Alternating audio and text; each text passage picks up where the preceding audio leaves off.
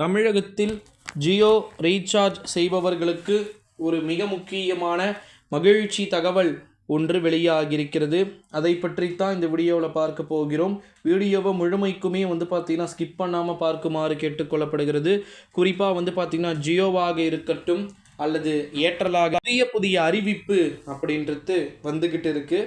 Recent டைமில் கூட ஜியோவுடைய கட்டண உயர்வு அப்படின்றது எல்லாராலையுமே ரொம்பவே கடுப்பாக்கப்பட்ட ஒரு விஷயமாக பார்க்கப்பட்டது. ஓகேங்களா, 149 ரூபாய் ரீசார்ஜ் பிளான் இப்போ 250 ரூபாய், எல்லாமே 50, 60, 70, 80 அப்படின்னு சொல்லிட்டு உயர ரொம்பவே கடுப்பாயிட்டாங்க.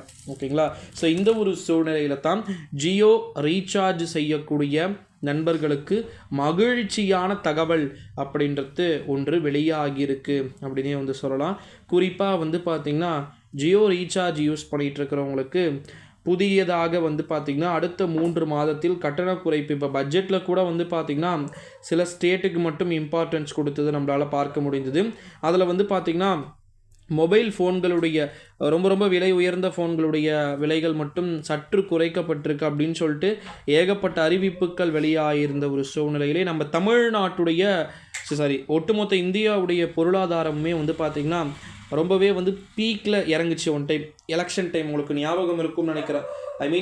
எப்படி சொல்கிறது, எலெக்ஷன் டைம் போயிட்டுருக்கும் போதே பங்கு சந்தைகள்லாம் பார்த்திங்கன்னா ரொம்பவே பார்த்திங்கன்னா படுமோசமாக குறைஞ்சதை நம்மளால் பார்க்க முடிந்தது. இந்த ஒரு சூழ்நிலையிலே நம்முடைய தமிழகத்தை பொறுத்த வரைக்கும் அதுக்கு அப்புறமா எலெக்ஷன் ரிசல்ட் முடிஞ்சு மோடி பார்த்திங்கன்னா அகெயின் 3rd டைம் பிரைம் மினிஸ்டராக வந்துட்டார்.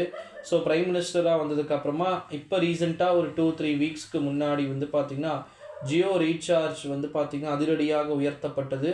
ஜூலை 1 முதல் இந்த புதிய நடைமுறைகள் அப்படின்றது அமலுக்கு வரும் அப்படின்னு சொல்லிட்டு சொல்லப்பட்டிருந்தது.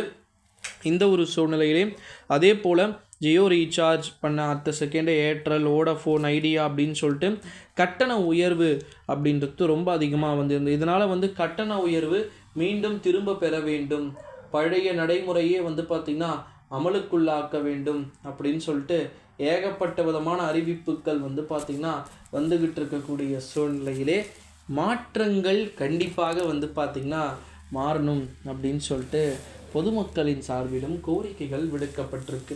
ஸோ அதனால் பார்த்திங்கன்னா கண்டிப்பாக வெயிட் பண்ணி தான் பார்க்கணும் நண்பர்களே, என்ன அப்டேட் பார்த்திங்கன்னா கொடுக்குறாங்க அப்படின்னு சொல்லிட்டு. ஓகேங்களா, இந்த வீடியோவை உங்கள் ஃப்ரெண்ட்ஸ் அண்ட் ஃபேமிலிஸ்க்கு மறக்காமல் ஷேர் பண்ணிக்கோங்க. நம்ம ஏற்கனவே ஜியோவை பற்றி போட்டுட்ருக்கக்கூடிய முக்கால்வாசி வீடியோஸ் எல்லாருமே பார்த்திங்கன்னா நிறைய பேர் பார்த்திங்கன்னா எல்லாரும்